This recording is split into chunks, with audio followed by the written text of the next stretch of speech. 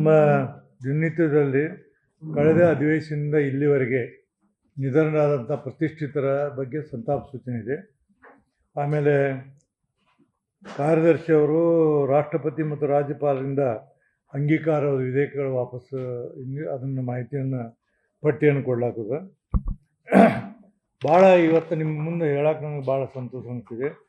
ಒಂದೆರಡು ಹೊಸ ವಿಷಯಗಳನ್ನು ನಾವು ಇಟ್ಕೊಂಡಿವಿ. ಒಂದು ಏನಂದ್ರೆ, ಹದಿಹರೆಯದ ಮಕ್ಕಳು ಅನುಭವಿಸುತ್ತಿರುವ ಸವಾಲುಗಳು, ಪ್ರತಿಸ್ಪಂದನೆಗಳು, ಪರಿಹಾರ ಉಪಾಯಗಳ ಕುರಿತು ಚರ್ಚಿಸಲು ಮಕ್ಕಳ ಹಕ್ಕುಗಳ ಶಾಸಕರ ವೇದಿಕೆ ವತಿಯಿಂದ ಮನವಿಯನ್ನು ಸ್ವೀಕರಿಸಲಾಗಿದ್ದು, ಸದರಿ ಪ್ರಸ್ತಾವವನ್ನು ಕಾರ್ಯಕಲಾಪ ಸಮಿತಿ ಮುಂದೆ ಮಂಡಿಸಿ ಸಮಿತಿ ನಿರ್ಧರಿಸಿದಂತೆ ಕ್ರಮ ಕೈಗೊಳ್ಳಲಾಗುವುದು. ಇದು ಹೋದ ಸರಿ ನಾವು ಬೆಳಗಾವಿ ಅಧಿವೇಶನದಲ್ಲಿ ಶುರು ಮಾಡಿದ್ದೀವಿ. ಬಟ್ ಅದರ ಕಾರಣಾಂತರದಿಂದ ರಾತ್ರಿ 10 ಗಂಟೆಗೆ ಬಂತು, ಸದನ ಅಡ್ಜರ್ನ್ ಆಯಿತು, ಆಗಲಿಲ್ಲ.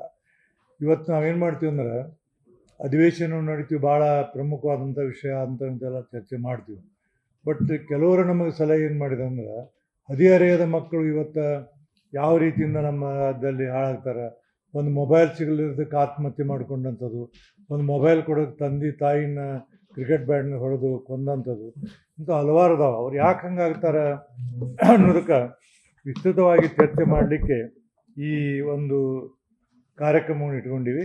ಅದನ್ನು BSA ಮುಂದೆ ಇಟ್ಕೊಂಡು ಸಮಯವನ್ನು ನಿಗದಿ ಮಾಡ್ತೀವಿ. ಅದನ್ನು ನಾವು ನೀವು ಕೂಡಿ ಈ ರಾಜ್ಯಕ್ಕೆ ಒಂದು ಒಳ್ಳೆಯ ಮಕ್ಕಳಿಗೆ ಒಂದು ಒಳ್ಳೆಯ ಇದು ಹೋಗಬೇಕು. ಇದನ್ನು ಮಾಡೋದ್ರಿಂದ ಪೇರೆಂಟ್ಸಿಗೆ, ಸಮಾಜಕ್ಕೆ ಒಳ್ಳೆಯದಾದಂಥ ಮಾರ್ಗದರ್ಶನ ಸಿಗುತ್ತೆ ಅನ್ನೋಂಥ ಭಾವನೆ ಮಾಡೀವಿ. ನಾನು ಹೇಳ್ತೀನಿ, ಅದರ ನಂತರ ಮತ್ತೆ ನೀವೇನಾದ್ರು ಕೇಳುವಂತಾರೆ. ಎರಡನೇದು, ಮಾದಕ ವಸ್ತುಗಳ ಬಳಕೆಗೆ ಯುವ ಪೀಳಿಗೆ ಪ್ರೇರಿತ ಆಗಿರುವುದರಿಂದ ಸಮಾಜ ಮೇಲೆ ದುಷ್ಪರಿಣಾಮ ಬೀರುತ್ತಿರುವುದು ಆತಂಕಕಾರಿ ವಿಷಯವಾಗಿದೆ.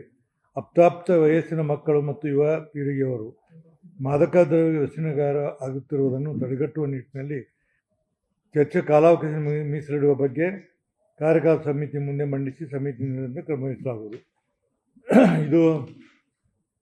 ಇದನ್ನು ಹಿಂದೊಂದು ಸಾರಿ ಈ ಚಿತ್ತರಗಿ ಸ್ವಾಮಿಗಳು ವ್ಯಸನಯುಕ್ತವಾದಂಥ ರಾಜ್ಯವನ್ನು ನಿರ್ಮಾಣ ಮಾಡಬೇಕು ಅನ್ನುವಂಥದ್ದು ಅವರು ಸರ್ಕಾರಕ್ಕೆ ಭಾಳ ಸಾರಿ ಮನವಿ ಮಾಡಿದರು.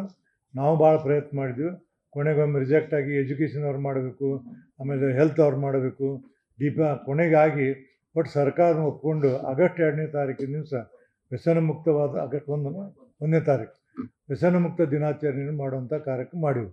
ಏನಾಗಿದೆ ಅಂದರೆ, ಇವೆಲ್ಲವನ್ನ ಕಾರ್ಯಕ್ರಮ ಮಾಡುವಾಗ ಕೇವಲ ಬರೀ ಅಂದ್ರೆ ಸರ್ಕಾರಿ ಕೆಲಸ ಮಾಡಬೇಕು, ಅದನ್ನು ಮುಂದೆ ಏನಾಯ್ತು, ಅದು ರಿಪೋರ್ಟ್ ಏನಾಯ್ತು ನೋಡೋದಿಲ್ಲ. ಅದಕ್ಕೆ ವಿಸ್ತೃತವಾಗಿ ಚರ್ಚೆ ಮಾಡಿ ಈ ಮಾದಕ ವಸ್ತುಗಳನ್ನು ಕೇವಲ ಈ ಗುಟ್ಕಾ ತಿಂದು ಹಿಡ್ಕೊಂಡು ಸಿಗರೇಟ್ ಸೇದೋದು, ಕುಡಿಯೋದು ಮತ್ತು ಬೇರೆ ಬೇರೆ ಇವತ್ತು ಅನೇಕ, ನಾನು ಲಾಸ್ಟ್ ಟೈಮ್ ಒಂದು ಹುಬ್ಬಳ್ಳಿಯಲ್ಲಿ ಲೆಮಿಂಟನ್ ರೋಡಿಗೆ ಲೆಮನ್ ಹೈಸ್ಕೂಲ್ ಎದುರಿಗೆ ಒಂದು ಅಂಗಡಿ ಇದೆ. ಅಂಗಡಿಯಲ್ಲಿ ಈ ಮಕ್ಕಳಿಗೆ ಚಾಕ್ಲೇಟು ಮತ್ತು ಇವನು ಕೊಡ್ತಿರ್ತಾರೆ ಏನೋ ತಿನ್ನೋದು. ಅದರಲ್ಲಿ ಹಾಕ್ಕೊಂಡು ಬಂದು ಸ್ಕೂಲಲ್ಲಿ ಮಕ್ಕಳು ಬಂದು ಮಲ್ಕೊಂಡ್ಬಿಡೋರು, ನಿದ್ದೆ ಮಾಡೋರು. ಅದನ್ನು ನಾನು ಮತ್ತು ಪೊಲೀಸ್ ಕಮಿಷನ್ಗೆ ಹೇಳಿ ಇಮಿಡಿಯೇಟ್ ಮಾಡಿ ಅವ್ನು ಅರೆಸ್ಟ್ ಮಾಡಿಸಿ ಅವನ್ನೆಲ್ಲ ಬಂದ್ ಮಾಡಿಸಿದ್ವಿ. ಅದನ್ನು ಆ ಥರ ಎಲ್ಲ ಕಡೆಗೆ ಅದಾವೆ. ಇದು ಒಂದು ಭಾಳ ಇಂಪಾರ್ಟೆಂಟ್ ಅನ್ನುವಂಥ ದೃಷ್ಟಿಯಿಂದ ನಿಮ್ಮೊಡನೆ ಹಂಚಿಕೊಂಡು, ಮತ್ತು ನಿಮ್ಮ ಇದಕ್ಕೆ ನೀವು ನಮ್ಮ ಸೆಷನ್ ಪ್ರಾರಂಭಕ್ಕೆ ಮೊದಲ ನಿಮ್ಮ ಎಲ್ಲ ಸಲಹೆಗಳನ್ನು ನಮಗೆ ದಯಮಾಡಿ ಕೊಟ್ಟರೆ ನಾವು ಖಂಡಿತವಾಗಿ ಆ ಸಲಹೆಗಳನ್ನು ಸ್ವೀಕಾರ ಮಾಡಿ ಅದರಂತೆ ಸಹಿತ ನಾವು ಅದನ್ನು ಮುಂದೆ ಕಾರ್ಯಕ್ರಮ ಮಾಡುವಂತೆ ಮಾಡ್ತೀವಿ. ಕನ್ನಡಿಗರ ಮೆಚ್ಚಿನ ನಿಮ್ಮ ನ್ಯೂಸ್ 18 ಕನ್ನಡ ಈಗ ವಾಟ್ಸ್ಆಪ್ನಲ್ಲಿಯೂ ಲಭ್ಯ.